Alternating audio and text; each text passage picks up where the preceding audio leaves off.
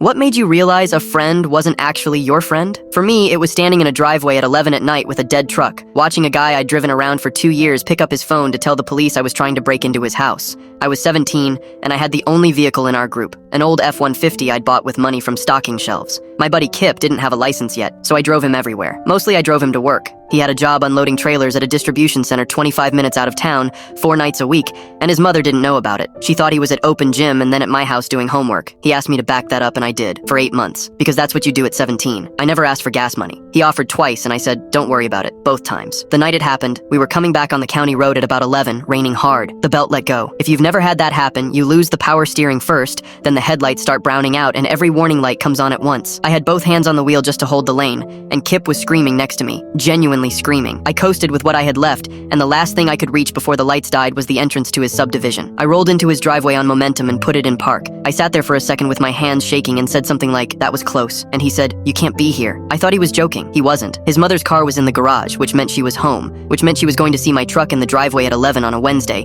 and start asking why we weren't at my house. I told him it was fine. I'd tell her the truth about the truck breaking down, that I coasted in here because it was the closest place I could get to, and that he'd been with me at my house all night. Same story he'd been using for 8 months. It cost him nothing. He said no. He said if she got suspicious about one thing, she'd start pulling on all of it, and he'd lose the job, and she'd take his phone. I said, Kip, my truck doesn't run. It's raining. Just let me use your phone charger and I'll get somebody out here. That's when he started yelling at me in his own driveway. Told me I was being selfish. Told me to push it out to the street if I had to, that this wasn't his problem. I told him I'd been covering for him for 8 months. He got quiet for about 2 seconds. Then he picked up his phone and said if I didn't get off his property right now, he'd call 911 and tell them somebody was outside trying to get into the house. He meant it. I could see he meant it.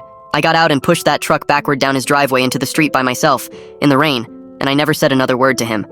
There's a gas station 3/4 of a mile down that road, downgrade most of the way. I coasted and pushed and got it into that lot around 11:40. My uncle came out at 1 in the morning with a trailer and didn't ask me a single question until we were almost home. 2 days later, Kip's mother called mine because the story fell apart on its own the moment I stopped answering his texts. She wanted to know why the boys had a falling out. My mom handed me the phone. I told her all of it. The job, the 8 months, the open gym story, my truck in her driveway, and what her son said he'd do to me if I didn't leave. I didn't editorialize. I just laid it out. She got very quiet and thanked me and said she was sorry. He lost the job. She made him quit it, and he had no way to get to another one because the guy who used to drive him wasn't driving him anywhere anymore. He texted me for weeks. Then he had a friend at school ask me if we were good. We graduated. I went to a diesel program and he did whatever he did. About 3 years later, he messaged me out of nowhere asking if I could run him to an interview across town. Said his car was in the shop and he'd pay me $20. I looked at that message for a while and then I put my phone down. I didn't nearly die that night. It wasn't that dramatic, but it could have gone the other way easily on a wet road with no steering. And the thing I've never been able to shake is that I know exactly what he'd have done if it had. He'd have watched from the window and gone back to bed.